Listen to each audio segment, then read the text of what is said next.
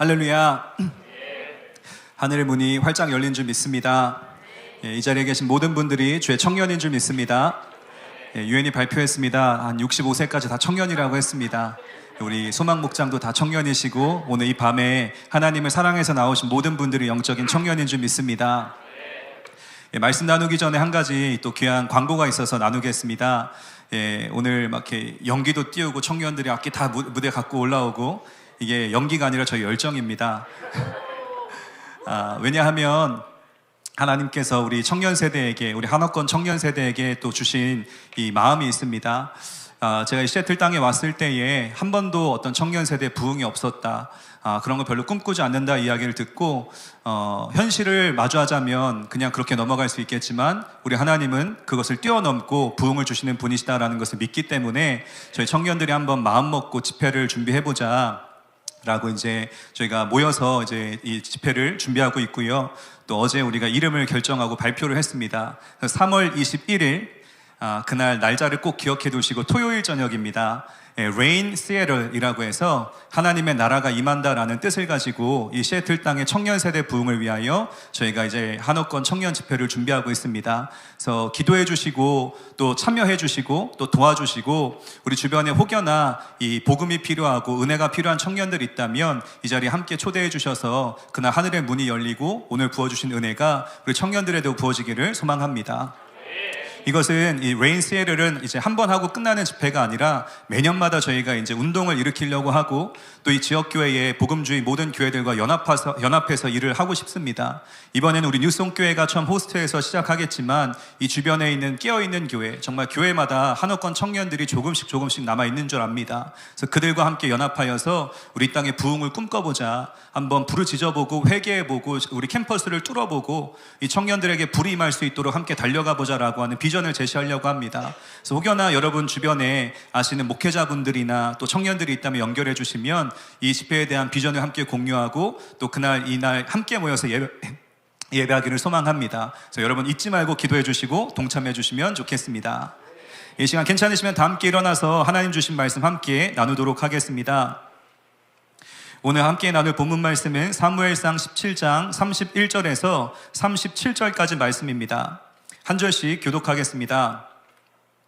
어떤 사람이 다윗이 한 말을 듣고 그것을 사울에게 전하였으므로 사울이 다윗을 부른지라.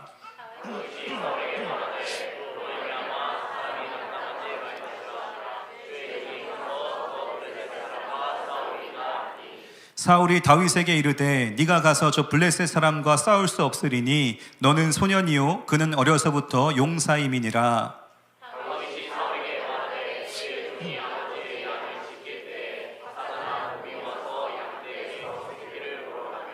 내가 따라가서 그것을 치고 그 입에서 새끼를 건져내었고 그것이 일어나 나를 해하고자 하면 내가 그 수염을 잡고 그것을 쳐 죽였나이다.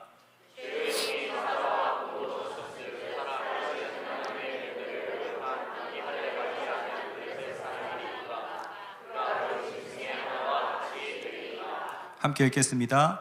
또 다윗이 이르되 여호와께서 나를 사자의 발톱과 곰의 발톱에서 건져내셨은즉 나를 이 블레셋 사람의 손에서도 건져내시리이다. 사울이 다윗에게 이르되 가라, 여호와께서 너와 함께 계시기를 원하노라. 아멘.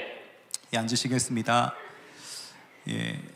우리 마라나타 청년들 너무 귀하죠. 그래서 이 한 번의 예배를 위하여 무거운 악기들 다 올려내고 이스한테 가서 간청해서 드럼 좀 빌려달라 또 얻어내고 또 전구 하나하나를 다 올라가서 색깔도 바꾸고 다 한 겁니다. 왜냐하면 한 번의 예배, 하나님을 향한 예배이기 때문에 이런 열정을 드리기 합당하다고 저는 믿습니다. 그래서 우리 모든 예배, 앞으로 우리 청년들의 집회가 정말 부흥하고 일어나서 정말 하나님이 임재해 주시고 하늘의 문이 열리는 그런 우리 뉴송교회 되기를 소망합니다. 말씀 나누기 전에 제가 한 영상을 15초짜리 영상을 준비했는데 한번 보고 시작하면 좋겠습니다. 모두가 예라고 할 때 아니라고 할 수 있는 친구, 그 친구가 좋다. 동원 친구권. 모두가 아니라고 할 때 예라고 할 수 있는 친구, 예스도 노도 소신 있게. 동원 친구권. 방금 웃으신 분들은 이걸 직접 본 세대입니다. 우리 청년들은 이게 뭔가 하고 지금 머리 위에 물음표가 띄어 있는데 이 광고는 2000년대에 한국에서 나왔던 이 증권회사 광고입니다. 자, 회사를 어떻게 홍보하려고 띄운 게 아니고요. 저 영상이 주는 메시지가 있기 때문에 띄운 겁니다. 우리 청년들 중에는 2004년생도 있습니다. 영상이 만들어지기 전에, 후에 태어난 청년들. 저는 이 시대에 교회들이 어떠한 교회가 되어야 될까라는 생각을 하던 중에 어렸을 때의 TV 광고를 통해 보았던 저 영상이 생각났습니다. 교회가 이 시대 가운데에 모두가 예스라고 말할 때에 노라고 말할 수 있는 소신을 가진 교회, 반대로 모두가 다 예스라고 할 때에 또 노라고 할 때에 예스 할 수 있는 좀 구별된 교회가 하나님의 공동체이지 않을까라는 생각을 해보았습니다. 교회는 세상과 차단되어서 살아갈 수는 없습니다. 우리 모두가 다 교회이기 때문에 세상 속으로 들어가 살아가야 됩니다. 그러나 우리는 그리스도인으로서 주의 몸된 교회로서 차단되는 것은 아니지만 거룩히 구별되어 살아갈 필요는 있습니다. 세상의 풍조를 따르지 아니하고 세상의 트렌드를 따르지 아니하며, 왜냐하면 하나님의 방법과 세상의 방법이 다르기 때문에 우리는 세상 속에 들어가 살지만 그 안에서 구별될 필요가 있다는 것을 기억해야 됩니다. 하나님이 원하시는 것과 세상이 원하시는 것은 항상 반대로 가는 경우들이 많이 있습니다. 이 세상 성공들이 말하는 것, 우리 청년들이 가끔 이 세상에 취하다 보면 세상 성공은 자꾸 땅의 것들에 집중하게 합니다. 근데 성경을 보고 하나님의 말씀을 우리가 보다 보면 하나님은 자꾸 우리에게 하늘의 것을 사모하라고 말씀하십니다. 가치관 자체가, 세계관 자체가 다르기 때문에 우리는 세상과 같은 어떤 풍조를 따라 살 수 없다라는 것입니다. 지금 저희가 살고 있는 이 시대를 생각해 보시면 우리가 살아가는 세상은 가면 갈수록 어두워지고 차가워지고 혼탁해질 수밖에 없습니다. 제가 비관론자이기 때문에 이런 말씀을 드리는 것이 아니라 성경이 그러한 미래를 제시하고 있기 때문입니다. 우리 예수님의 복음서를 보면 세상은 가면 갈수록 어두워질 것이다. 사랑은 식어져 갈 것이다. 이 하나님의 법이 땅에 떨어지고 예수 믿는 성도들의 권세가 깨어지는 시대가 올 것이다 라고 이야기합니다. 여러분, 우리 교회의 권세가 깨어진다라고 하는 거 상상해 보셨습니까? 이 때가 어두워지면 어두워질수록 모이기에 힘쓰는 것들이 어려워지고 더 이상 기도하는 능력이 상실되어지고 말씀다운 말씀 선포되어지는 것들이 사라지며 우리 모든 세대가 다 벽이 생겨서 우리처럼 유나이트되는 것이 아니라 서로 분열되는 현상들이 마지막 시대 가운데 찾아온다라고 성경은 우리에게 이야기하고 있습니다. 저희가 살고 있는 세상은 죄가 죄처럼 보이지 않습니다. 죄를 문화라고 포장합니다. 죄를 인권이라고 포장합니다. 죄를 로맨스라고 사랑이라고 포장합니다. 지금 나오는 방송들의 트렌드를 보면 성경으로 빗대어 보았을 때에 야, 이거 정말 너무 지극히 비정상이다라고 할 수 있지만 사람들은 그게 얼마나 재밌는지, 마치 그게 정상인 것처럼 그걸 바라보며 하하호하며 즐기며 살아간다라고 하는 것입니다. 우리는 세상과 살아갈 때에 모든 것들을 다 받아들일 수는 없습니다. 하나님의 말씀과 반대로 가는 것이라면 소신 있게 모두가 예스할 때에도 노라고 말할 수 있는 교회가 되어야 할 줄 믿습니다. 반대로 세상이 노라고 해도 때로는 교회가 예스를 해야 될 때가 있습니다. 우리 한국교회를 이야기해 볼까요? 우리는 미주 한인교회이죠. 한국교회가 세워지고 그 교회가 이제 이민교회가 되어서 이 땅에 세워진 교회들이 있습니다. 이 미주 한인교회는 한국교회의 10년 후에 일어나는 현상들이 그대로 찾아오는 교회들입니다. 근데 우리 한국교회가 이 모든 평가들을 보았을 때에 30년째 마이너스 성장을 하고 있습니다. 30년째 한 번도 치고 올라간 적이 없이 계속해서 곤두박질 치고 있습니다. 한때는 우리가 세상에서 가장 많은 선교사를 파송하겠다라고 하는 어떤 포부를 가지고 하나님 주신 열정을 가지고 달려왔던 한국교회가 30년이 넘도록 한 번도 고개를 들지 못하고 계속해서 꼬꾸라지는 현상을 우리는 보고 있다는 것입니다. 한국교회의 이야기이지만 대한민국의 캠퍼스 복음화율은 3%가 되지 않습니다. 이 자리에 100명이 앉아있다면 이 자리에 3명 정도만 교회 다니는 수준이지 모두가 다 교회 다니는 것을 미련하다, 무가치하다라고 말하는 다음 세대가 득실거린다는 겁니다. 청소년들은 당연히 대학 가면 당연히 교회 떠나는 현상들이 찾아옵니다. 한국교회의 이 다음 세대만 무너지는 것이 아니라 가슴 아픈 이야기들, 우리 리더들은 괜찮을까요? 저는 누굴 정죄하고 싶어서 이런 이야기 하는 게 아닙니다. 정말 이 기라성같이 우리 한국교회에 초대를 세우고 뼈대를 세우고 복음을 증거하고 달려왔던 우리 어르신들 너무나 잘 달려오셨는데 마지막에 갈 때마다 사단이 톡 건드려서 넘어지는 현상들을 바라볼 때에 우리는 가슴을 치며 하나님, 이거 어떻게 된 겁니까? 이분들이 전했던 말씀은 무엇입니까? 이분들이 세웠던 교회는 어떻게 되는 겁니까? 라고 하는 의문점이 드는 시대를 우리가 살아가고 있지 않습니까? 어떤 한 젊은 목사님께서 페이스북에 쓰신 글을 보고 제가 인정할 수는 없었지만 공감은 될 수 있었습니다. 우리가 그리스도인으로서 복음의 능력을 부정할 수는 없지만 지금 이 시대에 정말 성도가 성화되는 것이 가능한 일인가 의심이 된다라는 글을 썼습니다. 이분은 목회자입니다. 그런데 지금 시대의 한국교회 안에 일어나고 있는 현상들을 바라보면서 다음 세대는 고꾸라지고 있고 우리 믿음의 선배들도 다 넘어지고 있고 이런 현상들을 바라볼 때에 우리 한국교회 정말 이 성화가 가능한 일인가? 구원받고 복음의 영광을 본 것은 맞는데 우리가 날마다 예수님을 닮아가는 것이 정말 가능한 일인가? 젊은 목사님의 이 글을 보면서 저는 성화가 가능하다고 믿지만 그분의 마음을 100% 공감하였습니다. 왜냐하면 어디를 바라보아도 소망 둘 곳이 없는 시대가 되었기 때문입니다.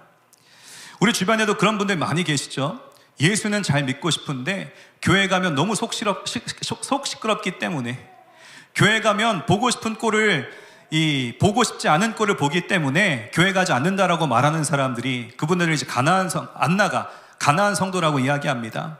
그런 분들이 집안에 들어가서 온라인 예배를 드리고 혼자서 홀로 신앙생활 하겠다고 버티시는 수가 가면 갈수록 늘어나고 있는 시대입니다.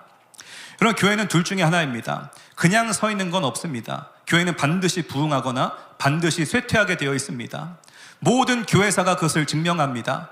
부흥하는 교회가 있는가 하면 쇠퇴하는 교회가 있습니다. 그렇다면 우리 한국교회는, 우리 미주 한인교회는, 우리 마라나타 청년 세대는 어느 기점에 서 있는지를 한번 분별해보고 오늘 이 예배를 통하여서 하나님, 내가 이 시간 이 자리에서 무엇을 해야 되겠습니까? 오늘 이 말씀을 통해 나에게 주시고자 하는 메시지가 무엇입니까를 잘 분별하여서 여기서 뒤집어낼 수 있는 그런 예배가 되기를 소망합니다. 140년 전 우리 조선 땅에는 수많은 청년들이, 백인 청년들이 들어오기 시작하였습니다. 야소 믿으소, 야소 믿으소, 예수 믿으라는 메시지 하나 주고 싶어서 지금처럼 비행기를 타고 한국 땅에 들어온 것이 아니라 수개월 동안 배를 타고 들어와서 어떤 선교사 자녀들은 조선 땅을 밟아보지도 못하고 배에서 아이들이 죽음에도 불구하고 우리 조선을 구원하기 위하여, 예수의 이름을 증거하기 위하여 이 땅에 주의 몸된 교회를 세우고 부흥을 보기 위하여 달려온 청년들이 있었습니다. 그들의 이름은 토마스 언더우드, 아펜젤러, 알렌 마펫, 루비켄줄과 같은 모든 복음의 선교사들이었습니다. 그들의 직업과 국적과 나이와 관심사는 다 달랐겠지만 목적은 하나였습니다. 조선의 복음화를 위하여 달려온 청년들이었습니다. 그들이 있었기 때문에 우리 한국 땅이 은혜를 입게 된 것입니다. 140년 전 우리 조선 땅은 메말랐습니다. 황폐했습니다. 그 당시 지도를 펼쳐도 아무도 표기해주지 않는 무시받는 땅이었습니다. 선교사들의 표현을 남긴 자료에 이 표현을 보면 제 말이 아닙니다. 선교사님들의 표현입니다. 당시 조선 백성들의 성품은 지랄 맞았습니다. 제 말이 아닙니다. 선교사님들의 말입니다. 그 당시 우리 한국 땅에는 각종 풍토병과 연병이 돌고 있었습니다. 지랄, 연병, 그게 우리의 나라였습니다. 그런 조선 땅에 복음을 든 청년들이 들어오기 시작하고 복음의 능력이 영혼들을 소생시키기 시작합니다. 교회가 세워집니다. 성도들이 모이기 시작합니다. 예배가 회복됩니다. 사회가 개혁됩니다. 나라가 발전합니다. 주님이 임하십니다. 그것이 우리가 경험하였던 조선의 부흥이었습니다.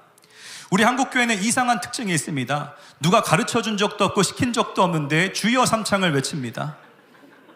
어느 교회도 주여 삼창을 외치지 않습니다. 왜 그럴까요? 우리 한국 사람들은 한이 많기 때문입니다.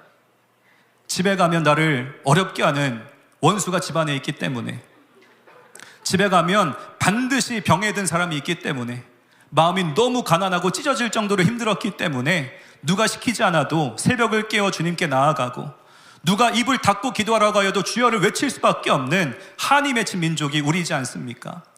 외국이 다 우리를 쳐들어오기를 자꾸 호시탐탐 노리면서 두려움에 살던 우리 조선 땅에, 이 땅에 지금과 같이 발전할 수 있었던 이유는 선교사들이 복음을 갖고 들어왔기 때문입니다.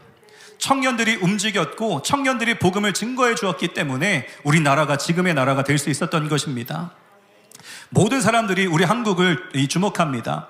왜냐하면 140년 만에 우리 조선 땅이 어떻게 저렇게 국가와 교회가 동시에 성장하고 발전할 수 있었을까?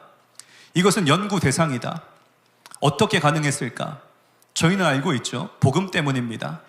예수님의 역사가 우리 민족을 사로잡았기 때문에 이 모든 일들이 가능했던 것입니다. 교회가 부흥하면서 민족의 도덕성도 자라났습니다.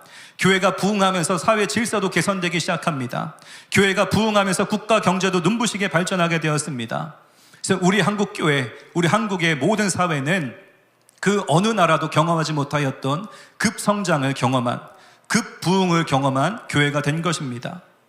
그런데 지금 딱 한 세대가 지났습니다.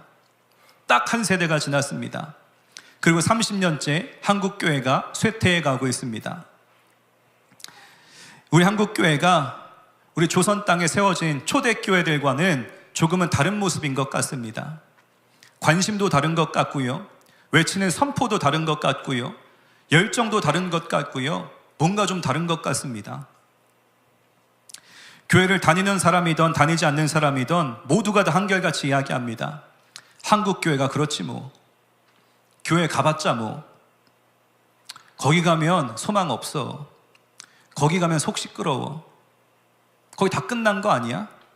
거기 망한 거 아니야? 쇠퇴한다, 안 된다, 끝났다, 망했다라고 이야기합니다. 저는 이야기를 LA에서 사역했기 때문에 너무 많이 들어서 LA가 그게 심한가 보다라고 생각하고 시애틀에 왔습니다. 와보니까 여기도 별 차이가 없습니다.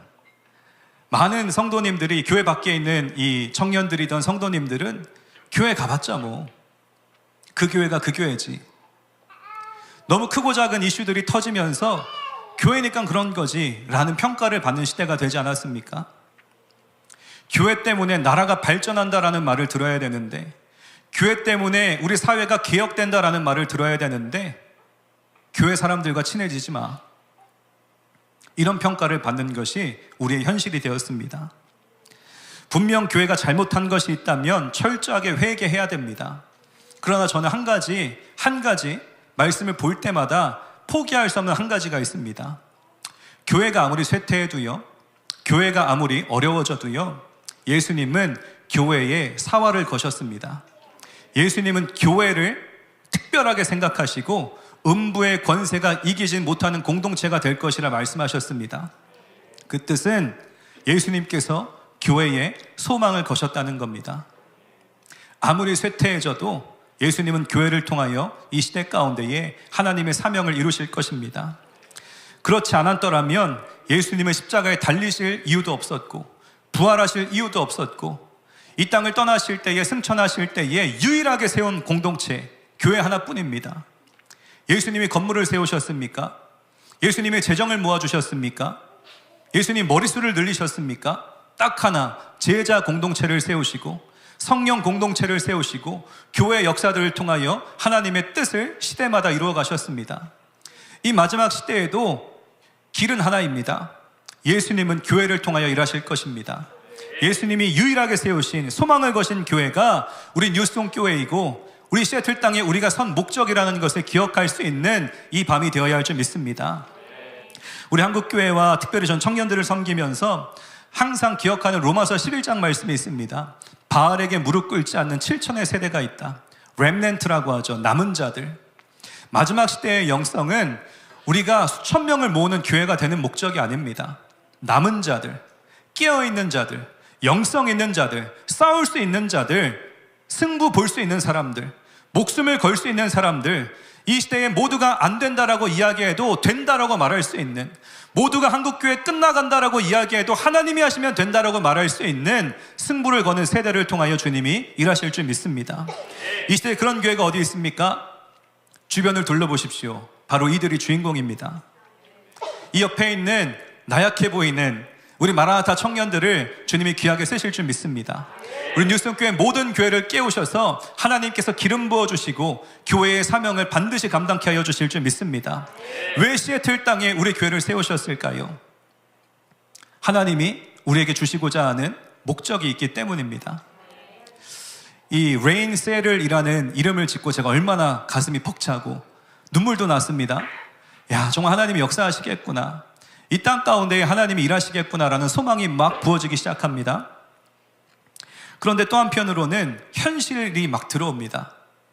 한 번도 부응한 적 없다던데. 근데 우리가 뭐라고, 우리가 한다고 될까? 라는 현실적인 감각이 들어오기도 합니다. 저희가 믿는 한 가지, 하나님은 교회를 통하여 일하시고 우리를 시애틀에 교회로 세우셨고 하나님이 하시면 된다라고 하는 그 믿음 하나 가지고 우리는 걸어가야 할 줄 믿습니다. 오늘 함께 읽었던 본문 말씀을 보시면 모두가 안 된다라고 말할 때에 될 것 같은데 나는 된다고 믿어라고 말하는 한 청년이 등장합니다. 그는 바로 다윗이었습니다. 오늘 사무엘상 17장 말씀은 사울 왕과 이스라엘이 블레셋과의 전쟁을 치르고 있는 40일째가 지나는 그때의 장면입니다.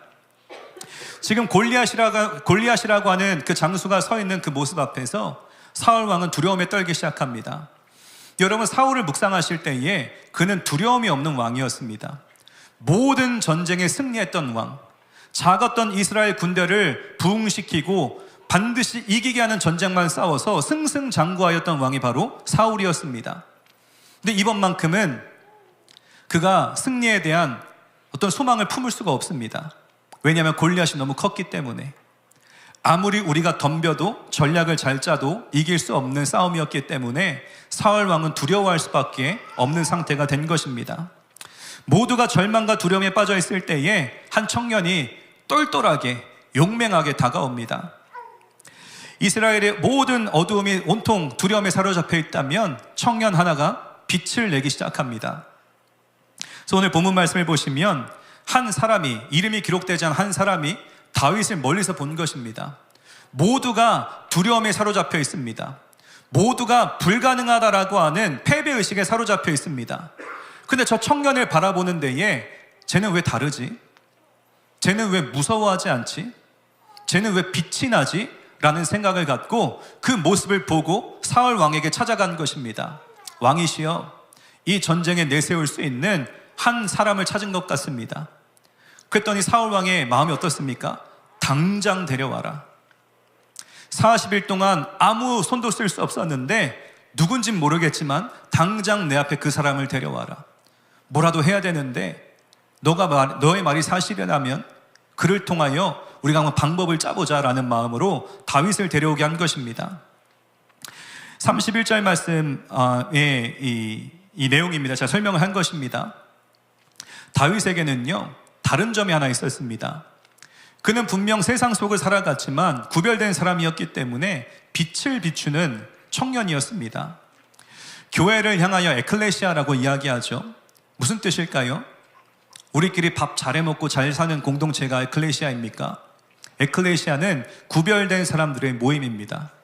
교회는 온통 세상이 어두움에 사로잡혀 있을 때에, 온통 세상이 죄악으로 인하여 두려움과 패배의식과 어떤 어둠에 사로잡혀 있을 때에 구별되어 빛을 내는 공동체가 되어야 됩니다.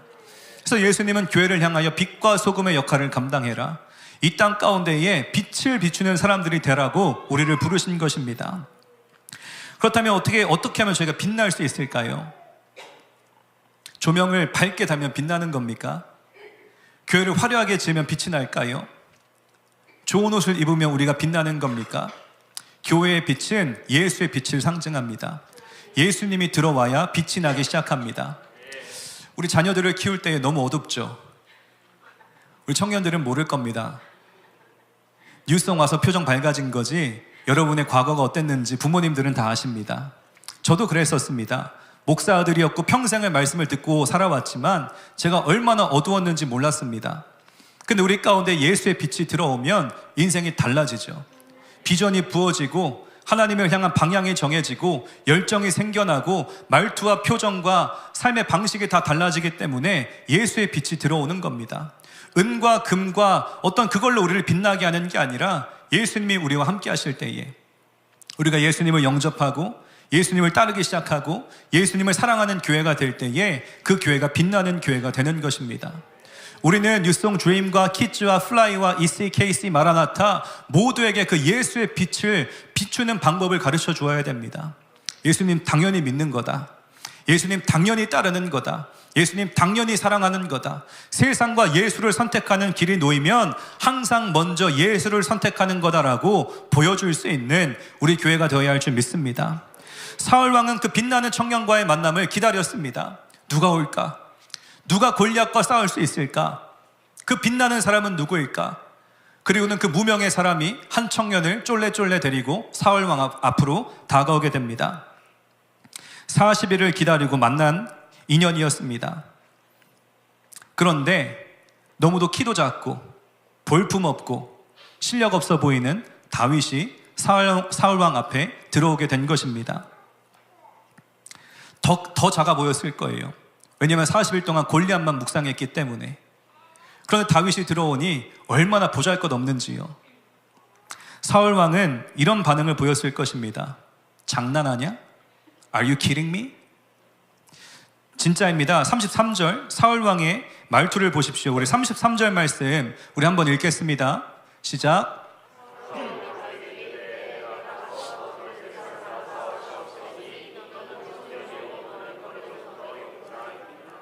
장난하냐? 말투가 느껴지십니까? 너는 여기는 애들이 놀 곳이 아니야. 너 저 지금 골리앗 볼 줄 몰라? 너 눈 뜨고 있니? 라는 반응입니다. 어쩌면 이것이 우리가 매일마다 마주하고 있는 현실의 장벽일지 모릅니다. 다윗은 믿음을 상징하는 인물입니다. 골리앗은 두려움과 불가능을 상징하는 인물입니다. 우리는 교회 안에서 믿음에 대한 찬양을 합니다. 믿음에 대한 말씀을 듣습니다. 믿음으로 살겠다고 결단을 합니다. 교회 안에서는 잘 됩니다. 근데 월요일이 되어서 현실로 돌아가면 현실의 장벽이 얼마나 큰지요. 믿음으로 살겠다라고 했던 그 믿음이 순식간에 다 증발하는 것들을 경험하게 됩니다. 믿음으로 사랑하지 못했던 사람을 사랑했다라고 결단했는데 현실의 장벽에 부딪혀버리면 믿음은 무슨, 저 사람만큼은 안 돼. 내가 이 불법을 하나님 미워하는 죄를 끊어내겠다라고 이야기했는데 현실의 장벽에 부딪히면 또 넘어지기 시작하면서 내가 원래 그렇지 뭐. 그 골리앗이라는 현실이 너무 커 보여서 우리는 날마다 믿음이 사라져버리는 현실에 골리앗에 부딪히는, 나는 작은 꼬마 다윗이고 현실은 골리앗과 같이 큰 장벽으로 보이는 현상들이 날마다 우리가 경험하는 매일인 것 같습니다. 이러한 현상이 계속 반복되다 보면 우리 마음 가운데에는 이런 마음들이 찾아옵니다. 자기정죄. 나는 어차피 안 돼.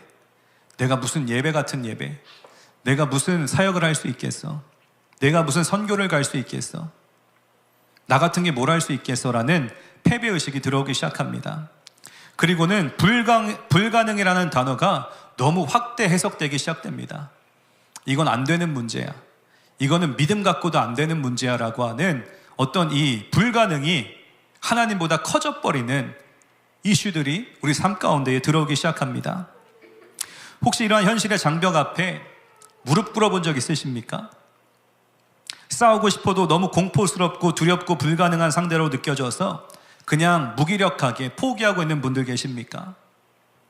믿음으로 살고 싶지만 날마다 타협하면서 이건 교회에서나 하는 말이고 세상에서는 안 되는 말이야 라고 생각하며 살아가는 분들 계십니까? 저희는 오늘 이 다윗의 모습을 보면서 몇 가지를 좀 본받았으면 좋겠습니다.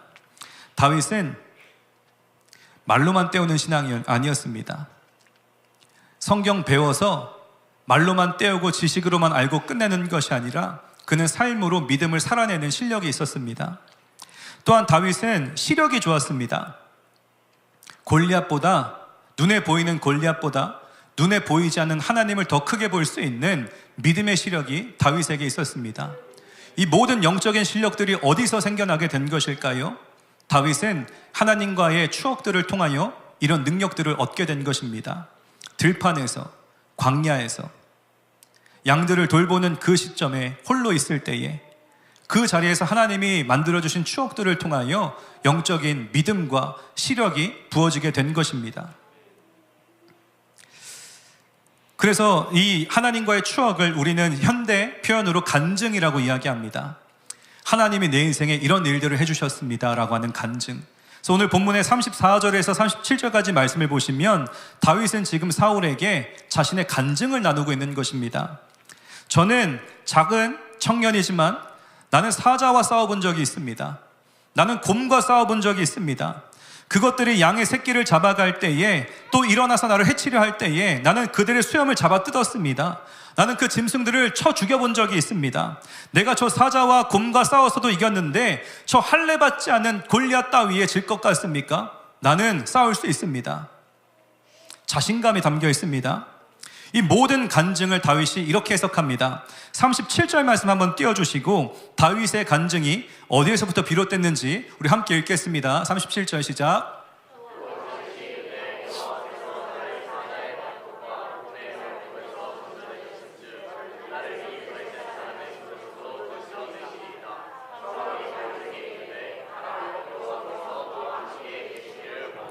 다윗의 간증입니다. 여호와께서 하나님이 하셨습니다. 하나님이 나를 사자와 싸우게 하셨고 하나님이 나를 이기게 하셨습니다. 그 간증을 듣고 사울 왕도 마음이 동요됩니다. 너가 믿는 여호와 하나님을 의지해서 한번 싸워보아라. 간증이 통한 것이죠. 사자와 곰이라고 하는 현실의 장벽을 부딪혔을 때에 다윗에게는 하나님은 할 수 있다, 하나님은 나를 지키신다라고 하는 믿음이 있었던 것입니다. 그랬기 때문에 순종할 때마다 하나님이 도와주시는 기적을 경험했기 때문에 다윗은 순종의 승부를 걸 수 있는 영적인 실력이 있었던 것입니다. 어쩌면 한국교회가 30년째 마이너스 성장한다라고 이야기하는 불가능이라고 하는 이 골리앗의 장벽에 서 있는 시대가 된 것 같습니다. 우리 한국교회 뭘 해도 안 될 거야. 그냥 현상 유지 정도? 그냥 만족하는 수준에서 그냥 적당히 사역하고 적당히 전도하고 적당히 하는 수준으로 살아가는, 이것이 어쩌면 우리 앞에 서 있는 골리앗일지 모르겠습니다. 이 시대에 우리 청년 세대, 우리 뉴스홈교회, 하나님이 원하시는 영성은 무엇일까요? 하나님은 모두가 안 된다라고 이야기할 때에 되는데, 할 수 있는데, 내가 아니라 하나님이 하시면 할 수 있는데라고 고백할 수 있는 믿음의 세대로 일어나야 할 줄 믿습니다. 30년 마이너스 성장하여도 하나님은 하루아침에도 역사를 이루시는 분이신 줄 저는 믿습니다. 우리 청년 세대, 우리 뉴스홈교회 안에 가장 작은 공동체이지만 저는 이들에게 하나님이 비전 부어주시면 놀라운 역사들을 이루실 것이라고 믿습니다. 이 시애틀 땅 가운데 한 번도 청년 부흥이 없었다라고 모든 교회가 임모아 이야기하고, 해봤자 안 된다라고, 해봤자 이거는 낭비하는 사역이라고 이야기하여도 하나님이 이 시대 가운데에 한 번의 임재와 영광을 주신다면 청년들을 일으키시고 이들을 통하여 미주와 열방을 살리는 세대를 일으켜 세워주실 줄 믿습니다. 하나님은 우리와 함께 하십니다. 하나님은 지금도 살아계시고 우리 한국교회에게 주목하고 계시는 줄 믿습니다. 이 표대를 거두시기 전에 하나님 우리 뉴스홈교회 여기 있습니다. 하나님 우리 마라나타 청년들 여기에 있습니다. 이 시애틀 땅에 내가 공부하러 돈 벌러 온 것이 아니라 하나님의 영광을 위해 세우신 줄 믿사오니 하나님 나 기름 부어주세요. 하나님 이 땅 가운데 하나님의 부흥을 볼 수 있는 세대로 나를 세워주십시오. 우리 뉴스홈교회에 하나님 주목하여 주십시오. 이 교회 하나님이 세우셨습니다. 많은 아픔이 있었고 세상 사람들이 어떤 평가를 한다 할지라도 하나님 우리 새롭게 하여 주셔서 이 땅 가운데 주의 사명 이뤄갈 수 있는 교회로 우리를 사용하여 주십시오. 주님, 우리는 교회입니다. 우리 예수님께서 핏값으로 사신 교회입니다. 교회의 사명을 끝까지 감당할 수 있는 우리가 되게 하여 주십시오. 간구할 때에 하나님께서 반드시 새로운 역사들을 이루어 주실 줄 믿습니다. 다윗은 마지막으로 돌멩이 5개를 집어들었습니다. 오늘 이 예배가 그 돌멩이를 주워드는 예배가 되기를 소망합니다. 그냥 좋은 말씀 들었다라고 끝나는 예배가 아니라 액션을 취하십시오. 내가 이 시대에 이 땅의 부흥을 위하여 어디에 돌멩이를 던져야 될까? 어디에 골리앗을 무너뜨려야 될까? 어디서 영적 전쟁을 해야 되고 어디서 하나님의 영광을 다시 세워야 될지를 결단하셔서 하나님, 우리 가정입니까? 캠퍼스입니까? 나의 일터입니까? 이 청년 세대 다음 세대입니까? 열방입니까? 어디가 되었던 주님 돌멩이 들고 액션을 취하여 하나님의 영광을 회복할 수 있는 나의 삶으로 인도하여 주십시오. 주님 반드시 역사하여 주실 줄 믿습니다. 우리 괜찮으면 옆에 계신 분들과 함께 격려하면 좋겠습니다. 우리 다윗과 같은 세대로 일어납시다. 우리는 교회입니다라고 한번 건면할까요? 하나님께서 우리 뉴스홈교회 만만한 교회로 시시한 교회로 세우시지 않으신 줄 믿습니다. 하나님께서 오늘 이 밤에 성령의 역사를 부어주시고 내일부터 하나님의 놀라운 일들이 우리 삶 가운데에 시애틀 땅 가운데 일어나게 하실 줄 믿습니다. 기도하겠습니다.